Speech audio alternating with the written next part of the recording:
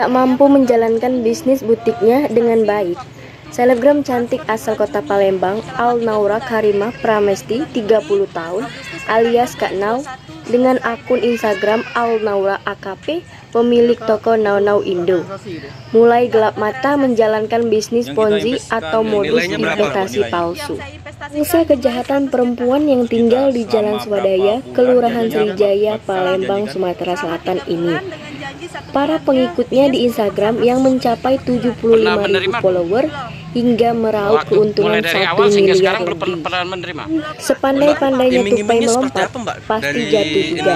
Pepatah ini pun tampaknya berlaku pula untuk Alnaura.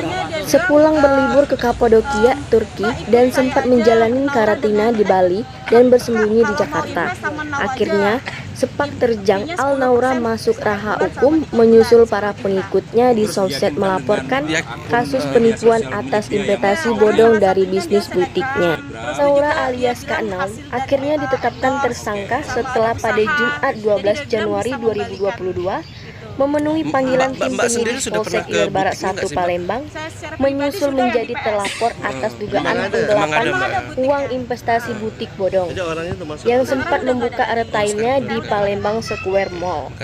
Dilakukan pemeriksaan dan gelar perkara, wanita dengan pengikut Instagram mencapai 75.000 ini ditetapkan tersangka pada Sabtu 13 Januari 2022 dini hari.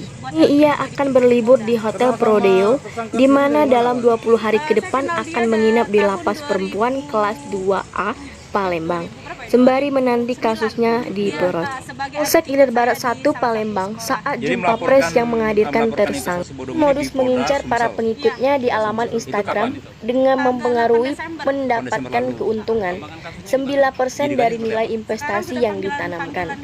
Nau Nau Indo akhirnya berhasil memiliki 50 pemodal yang dihitung mendapatkan suntikan dana hingga lebih dari 1 miliar. Sebagian uang dari pemodalnya telah digantikan dengan cara dicicil.